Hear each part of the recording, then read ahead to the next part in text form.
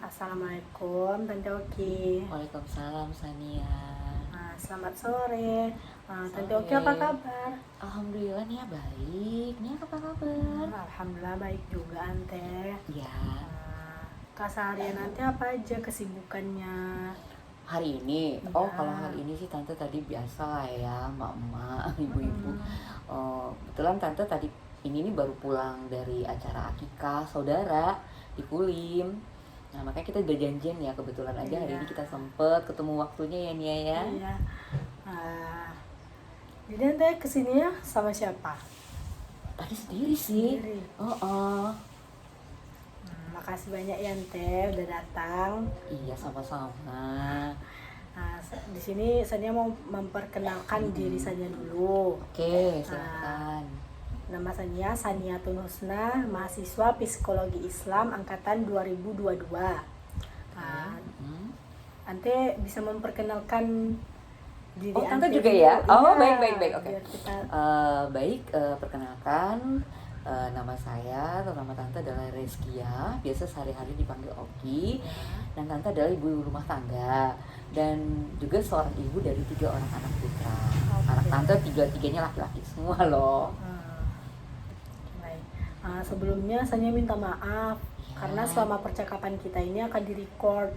Oh gitu. Ya nggak apa-apa, boleh. Untuk mengumpulkan datanya Ante. Jadi harus direkam ya.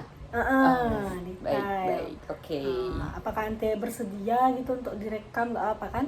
Ya nggak apa-apa, wawancara selagi ini untuk kebaikan ya, nggak masalah sih. Baik, terima wawancara ini kita akan mulai sebentar lagi. Oke, siap. Apakah menurut Tante komunikasi dengan anak itu penting untuk membangun sebuah hubungan yang harmonis?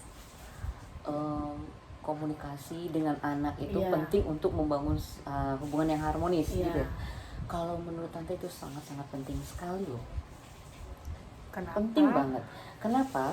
Kalau Tante di sini Tante sangat menekankan yang namanya komunikasi. Contoh nih ya, karena anak Tante yang gede kan itu kuliah dan dia itu tentu banyak aktivitas, banyak tugas yang Tante tidak bisa pantau sewaktu dia masih kecil dulu kan gitu ya. Kalau sekarang ini yang penting bagi Tante komunikasi, bisa nanti dia bercerita paling tidak misalnya Bang Ali di mana? Masih di kampus mah? Pulang nggak nanti? Karena kebetulan dia juga kos kan di Panam. Iya mah pulang. Bagi Tante itu laporan, pulang nggak pulang, yang penting kita komunikasi. Kan sekarang udah canggih nih ya, pakai handphone atau video call. Yang penting kalau Tante, bukan Tante maksudnya apa ya, menjadikan kayak anak mami gitu anak kita, bukan gitu loh. Tapi yang penting bagi Tante dia ngomong, dia jujur, dia di mana, lagi ngapain, dan sama siapa. Itu yang penting bagi Tante. Jadi komunikasi itu penting. Terus bagaimana Tante bisa menciptakan suasana komunikasi terbuka di rumah? Gimana cara Tante itu supaya anak tuh bisa untuk gitu ya. Jadi gini, kadang untuk membuat anak ini terbuka susah juga sih ya. Karena belum tentu dia mau bercerita seperti apa yang kita mau gitu kan. Kalau kita tanya A pengennya jawab B, dia mungkin muter-muter dulu gitu kan. Cuma di sini mungkin Tante akan menggunakan pendekatan bahwa Tante ini bukan hanya seorang ibu, tapi juga seorang sahabat, teman yang nanti membuat dia jadinya bisa bercerita sama Tante tanpa takut Tante marah. Kalaupun nanti Tante marah, Tante juga nggak akan asal-asal marah aja, tidak. Kalau Tante orangnya kayak gitu sih. Iya. Tante pernah nggak bertanya kepada anak-anak Tante itu tentang perasaan dan emosi mereka? Misalnya mereka tuh lagi marah gitu kan, tapi dia tuh bukan marahnya sama kita, sama orang lain. Jadi Tante tuh pernah nggak bertanya kenapa? Oh iya, berarti kayak pembawaan dia, tahu dia berubah ya. Pernah.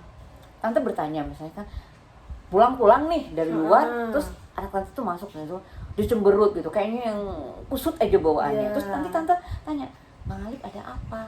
Atau Tio kenapa? Atau kakak ini kenapa nih? Nah, Tante kan Alif, Tio, kakak, kenapa gitu kan, ada apa gitu kan. Terus pasti dicuekin dong dengan tetap cemberutnya gitu, pasti dicuekin. Cuma bagi tante, ya udah tante ini diam dulu, pastinya mundur dulu selangkah. Terus nanti kan masuk kamar tuh, nanti tante ketok, bang, udah makan nak? Saya udah, kata dia kan, masih dijawab cuma mungkin masih agak-agak cuek gitu kan nadanya. Ya udah tante diam dulu, tante nggak mau maksudnya maksain gitu kan. Paling nanti pas dia keluar kamar terus di meja makan tante ikutin, nah di situ sambil makan ngobrol. Itu pun juga nggak langsung to the point gitu, ngelihat juga mimik anak kita itu gimana, apakah dia mungkin masih kesel, kan kelihatan di mukanya gitu kan.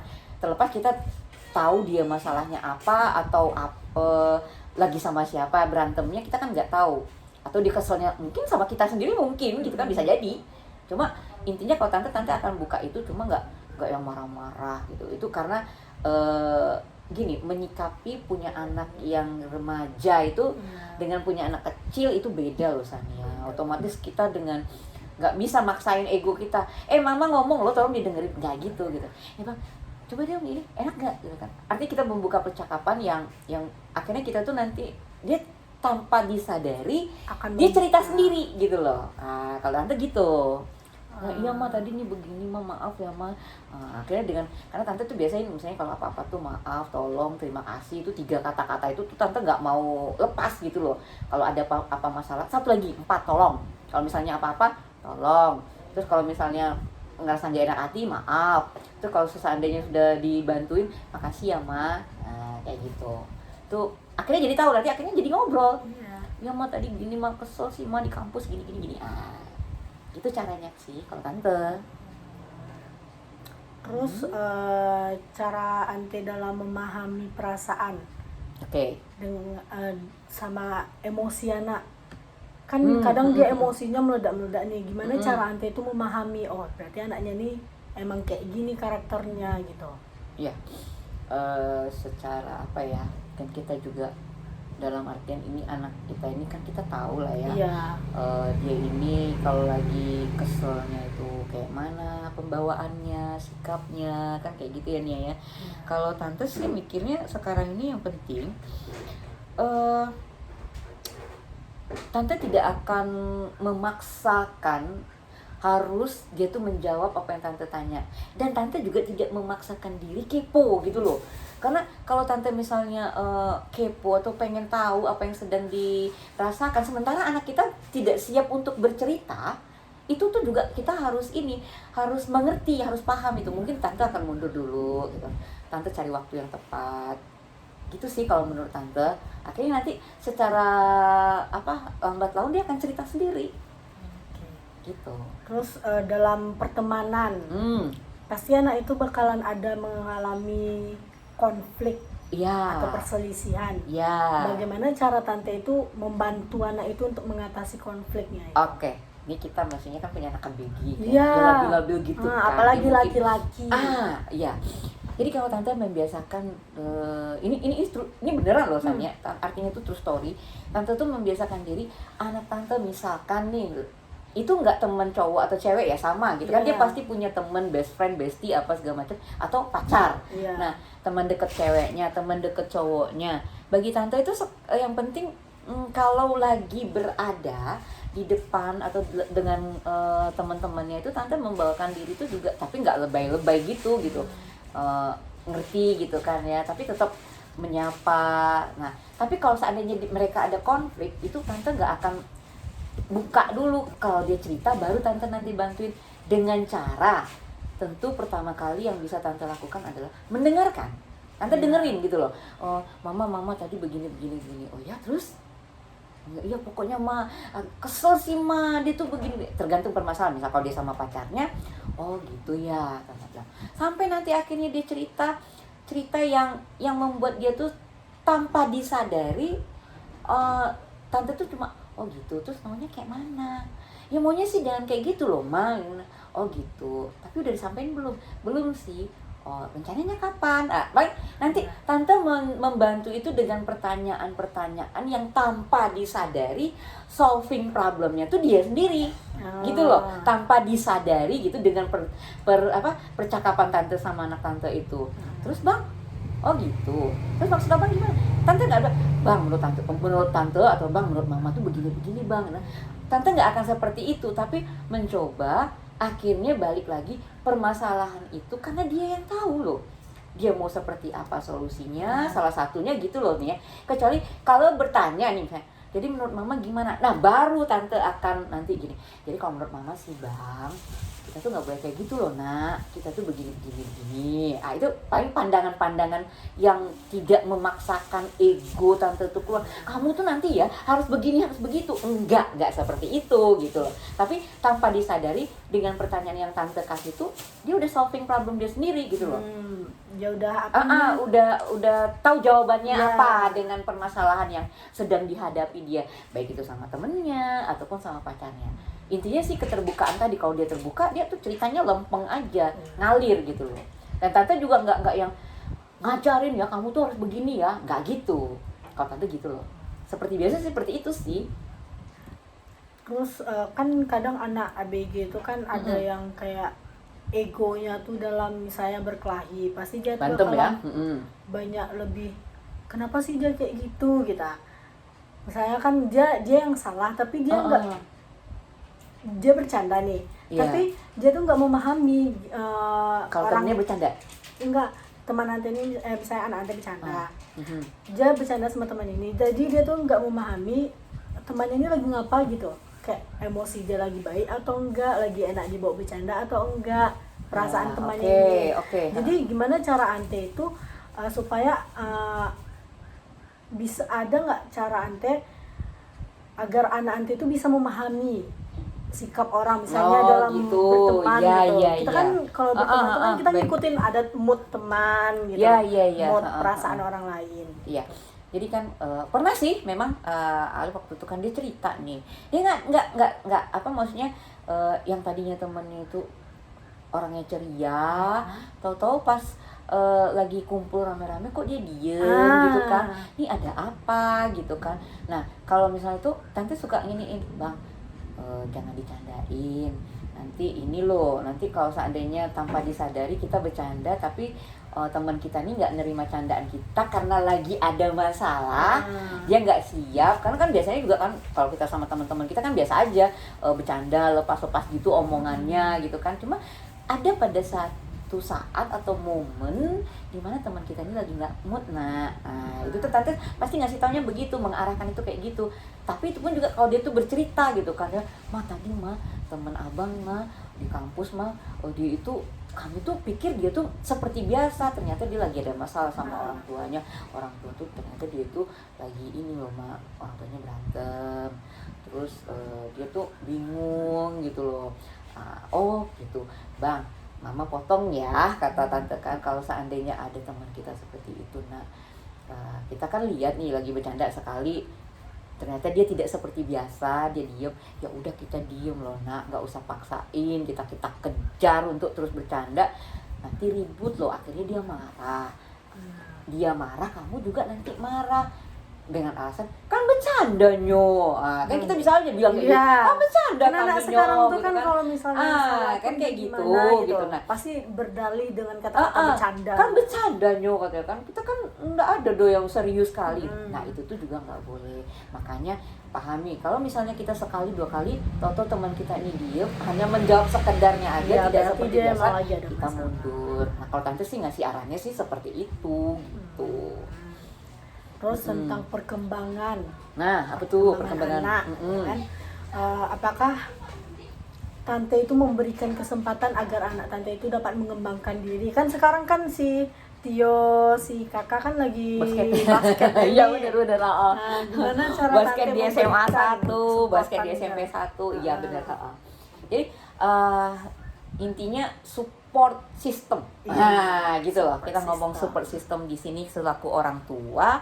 Kebetulan anak tante yang nomor 2 itu di SMA 1 kan baru udah tamat, cuma dia waktu juara DBL si Galang Auditio Reza, dia itu sekarang diterima di UBL Jakarta Budi Luhur gara-gara beasiswa basket juga. Nah, itu tadi tante tuh mencoba untuk support gitu loh. Apapun kegiatan dia, tapi dengan catatan ya, support yang kita berikan ini anak kita tuh melakukan kegiatan itu nyaman. Ya. Kalau dia nyaman di sini nih, artinya dia tidak merasa terpaksa gara-gara orang tuanya pengen harus juara satu, harus ranking. Tapi kebetulan yang namanya Galang di sekolah dia ketua kelas juga, juara kelas juga, basket juga juara. Jadi 3 hal itu tuh memang sejalan bagi Galang. Anak tante yang nomor 2 ini, tadi kita cerita Alif ya, Alif itu anaknya nomor 1. Ya, kalau yang nomor 2 emang dia berprestasi di bidang olahraga basket juga dan akademik di sekolah. Jadi itu bagi tante support system yang tante ini kan. Support system kita sebagai orang tua, tante sama om ya, sama papanya itu selalu support. Yang penting ini benar gitu loh. Ini kegiatannya positif dan ini memberikan feedback dia sehat, dengan catatan dia tidak boleh merokok juga. Artinya untuk kesehatan dia, mandirinya dia, dan artinya kedepannya nanti itu adalah buat dia sendiri gitu. Support system yang penting itu loh kak. Sekarang kan kakak ini kan masih SMP gitu kan, belum terlalu bisa menentukan iya tujuannya. sih. Nah, bagaimana tante itu membantu si kakak ini untuk menetapkan tujuan dan meraih mimpinya? Gitu? Ya baik. Kalau kakak anak tante nomor 3 ini namanya Kombiaska Reza. Kakak ini anaknya masih gimana ya? Oh awal-awal ini sekarang lagi basket nih sebelumnya itu futsal, bola kaki. Cuma bagi tante yang penting sekali lagi itu support system.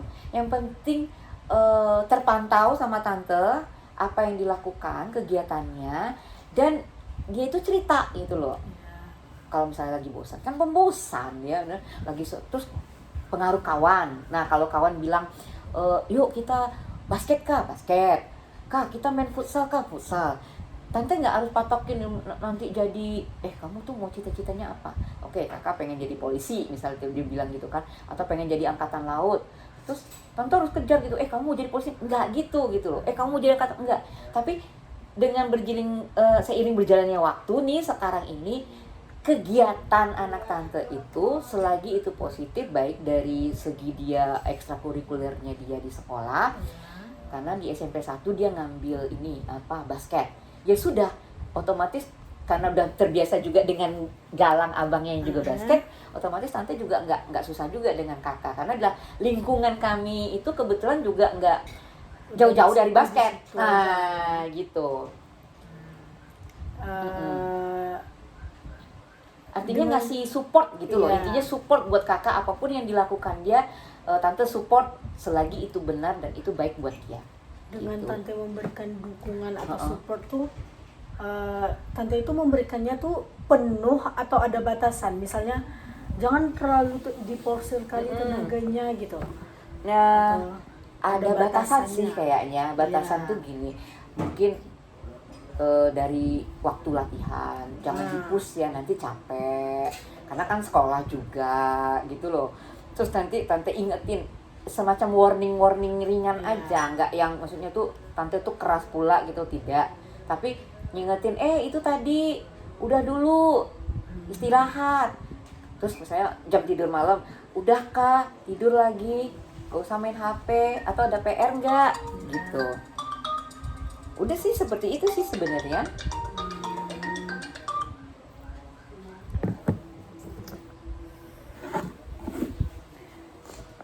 Terus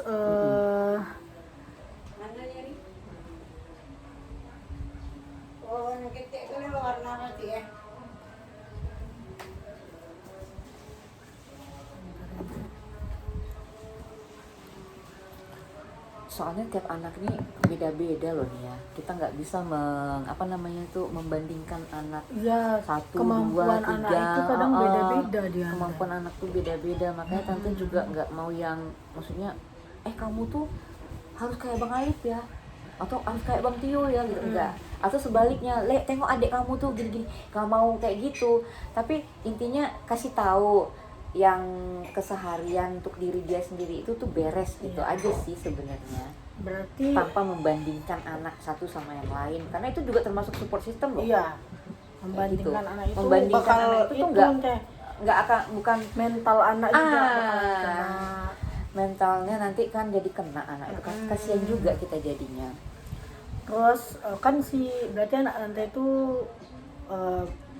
siapa Tio kan bakatnya di basket gitu Ya. kan. Si kakak juga Bang Alip. Kalau Bang Alip kemarin itu waktu di SMA 1 dia juga ada ikut basket tapi nggak serius, tapi lebih ke suka organisasi di OSIS, makanya dia pilih di Fakultas Ilmu Pemerintahan. Nah ternyata dia suka organisasi orangnya gitu. Bisa nggak tante itu memaparkan Ya. gimana bakat khususnya gimana kenapa dia bisa suka dengan basket gitu, Oh iya. atau ada bakat lainnya yang dia Oh punya iya gitu. iya, baik. Jadi kalau Galang lah ya khususnya untuk dia basket ya, kita ambil contohnya satu Galang.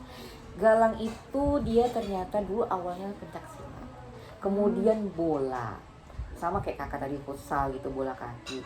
Tapi ternyata mewarnai dulu juga mewarnai gitu kan, dia suka mewarnai, ikut lomba, juara juga apa segala macam gitu ya. Tapi ternyata seiring berjalannya waktu untuk di basket ini ternyata itu passionnya dia gitu loh.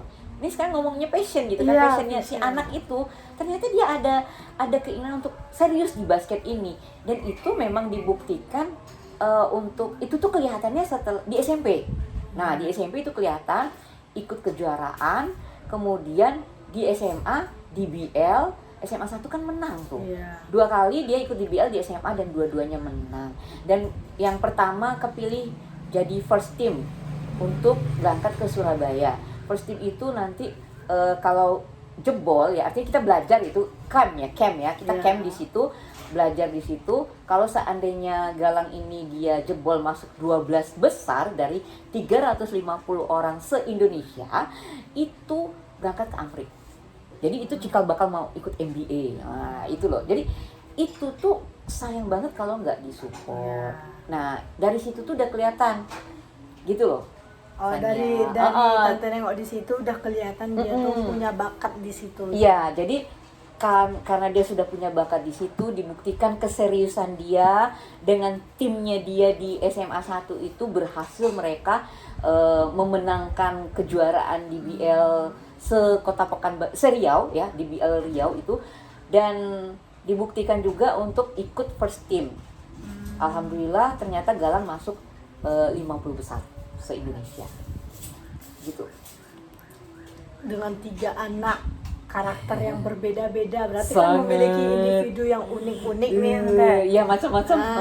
Macam-macam. Ya betul. Tante seneng nggak menengok tumbuh kembangnya? Ya sangat senang sekali. Kenapa? Dengan yang unik-unik ini ya, maksudnya itu dalam artian di sini Alif orangnya gimana, Tio orangnya gimana, kalau lagi ngambek kayak mana, terus kalau kakak orangnya kan ceria. Jadi anak kita ini kan kita mungkin Sania tahu dengan sanguin, kolerik, flegmatis, melankolis, 4 ini. Jadi anak tante tuh perpaduan dari 4 ini loh. Jadi kita suka ini, kalau anak kita yang orangnya kolerik itu kan dia perfect, apa-apa tuh semua sebenarnya itu ada di Galang. Yang nomor 2. Kalau Alif itu orangnya ceria, sanguin, sama kayak tante. Hobi. Pokoknya ceria gitu kan. Terus kalau yang si kakak tuh orangnya hampir sama juga kayak Alif, cuma gede ambek gitu. Ada melankolisnya juga, gitu kan. Jadi dengan sifat 4 yang unik, ini 4 ini unik loh, nggak bisa kita bilang yang unik itu cuma 1 doang, tidak gitu kan. Dari 4 yang ini nih, bagi tante sih alhamdulillah, tante bisa memahami yang 3 orang ini karena ya kita ibunya dari kita hamil gitu kan, terus melahirkan, menyusui, sampai sebesar sekarang ini, otomatis kan kita memang mengamati baik dari dia yang punya, yang dia tuh orangnya ceria, lagi marah, kesel, bahkan kalau mau nangis nanti silain, ayo nangis, nanti paling anak-anak ini kan butuh pelukan. Sampai segede seperti sekarang ini, jujur itu masih suka peluk, cium, itu masih, karena anak-anak butuh itu. Artinya apa? Walaupun mereka udah besar, masih bisa jaga diri sendiri, tapi yang namanya kita selaku orang tua memberikan itu tetap merasa aman. Pelukan itu memberikan mereka itu membuat mereka itu, kita berikan pelukan itu merasa mereka tuh aman. Nah itu loh. disayangi, dicintai. Gitu loh Kak. Terus Tante kan dengan banyaknya prestasi yang Iya. sudah diraih, gitu kan. Uh-uh. Nah, Tante itu tipe orang tua yang Uh-huh. ngasih, misalnya kan dengan banyak penghargaan itu kan ada orang tua tuh yang kayak malu-malu untuk ngasih menunjukkan Reward ya, kasih rewardnya, atau iya, menyampaikan rasa kasih penghargaannya, sayang iya, dia gitu iya. atau pujiannya. Mm-mm. Tante itu tipe orang tua yang secara langsung atau yang Langsung. Tante langsung. Pokoknya artinya tuh nanti kan, oh good job, keren. Nah tante sih seperti itu gitu, terus nanti peluk. Begitu rewardnya. kan komunikasi Ante ini udah bagus banget berarti dalam Insya Allah sih sampai detik ini, Iya. kecuali kalau seandainya memang ada disembunyikan dari kita, tante nggak paksain, walaupun kan kelihatan ya, mungkin lagi ada masalah. Kalau dia punya waktu untuk cerita ya nggak apa-apa. Kalau tante sih orangnya gitu, sabar aja sih, nunggu. Ini pasti nanti akan cerita sih, Iya. gitu. Dengan berjalannya komunikasi yang baik ini, Mm-mm. menurut Tante itu tuh udah dapat menciptakan suasananya nggak? Kayak suasana kebersamaan Tante. Jadi Tante tuh nggak ada kecanggungan, gitu. Oh ya pasti dong. Berarti Itu nggak udah ada jelas itu. kecanggungan Oh. lagi ada. Iya, di- itu udah otomatis gitu loh. Otomatis kita udah langsung tercipta, kita tuh nggak ada yang kita sembunyikan, keterbukaan kita memang kita yang ciptakan. Kalau seandainya kita nggak menciptakan keterbukaan itu ya Kak Nia ya, itu tuh membuat si anak nanti jadinya bohong gitu. Banyak Dan bohongnya. banyak bohongnya. Terus kita juga nanti sebagai orang yang apa orang tua jadi nggak apa namanya tuh bingung juga nanti menanggapi anak kita itu, ini maunya apa sih, akhirnya kita kesel juga gitu Iya. kan. Kok mama dicuekin, kok mama nggak ini, marah gitu kan. Nah itu kan nggak bagus juga, kita nggak tahu masalahnya apa, kita buang-buang energi buat marah, nggak mau juga kayak gitu loh. Berarti memang harus diciptain tuh Kak. Iya, terus Mm-mm. banget. Iya. Wawancara kita hari ini tuh Kenapa? udah selesai gitu. Oh, udah selesai, alhamdulillah. Pertanyaannya Baik, sudah baik. habis terjawab Oh. dengan bagus. Ini Sania nih ngasih nilai bagusnya. Iya. Artinya tante juga Mantap lah, makasih iya. ya. Komunikasi sama Ante sama anak tuh bagus banget dia rasa. Amin. Enggak. Kedepannya sih pengennya lebih baik lagi gitu loh. Karena kita juga nggak bisa maksain anak ini untuk terbuka sama kita 100%. Tapi paling tidak kita bisa menciptakan kita tuh ada selaku orang tua, selaku seorang ibu, seorang mama. Kita siap, tante siap gitu ya. Mamanya tuh siap kalau anaknya ada apa-apa. Pengen adalah orang yang nomor 1 diceritain gitu, dikabarin apapun itu, baik itu yang bahagia maupun yang sedih dia. Itu loh, kita adalah orang yang nomor 1 yang dikabarin. Itu salah satu menciptakan untuk kita berkomunikasi dengan anak. Gitu. Sebelum mau ditutup nih. Iya wawancara boleh. kita ini, Mm-mm. Ante dia mau ditanya dalam sesi wawancara ini. Oh gitu. Kayaknya tante sih tanya apa ya, mau tante tanya sama Sania ini. Tante pengen hasil yang apa yang kita bicarakan Ya. ini itu berefek baik ya buat siapa yang melihat, karena ini kebetulan di record ya. Jadi ini siapa yang melihat ini ambil yang baiknya, yang sesuai dengan karakter yang menonton, tinggalkan yang buruknya. Bagi tante sih seperti itu, karena kembali lagi kita punya anak dengan kepribadian yang unik, yang kita tidak bisa membanding-bandingkan anak kita dengan yang lain, karena itu sangat-sangat tidak boleh. Itu aja sih, membanding-bandingkan anak gitu. Gitu loh Sania. Kayaknya tante gak ada pertanyaan. Ya gitu deh. Makasih Ante. Baik, Sudah sama-sama. meluangkan waktunya untuk Wawancara ini ya. wawancara lagi, gitu kan. Semoga dapat berbincang tentang wawancara lagi kita Ante. Dikasih Dengan kesempatan. topik yang lain ya. Iya. Oke, Dengan siap. topik yang Tante siap lain. bantu.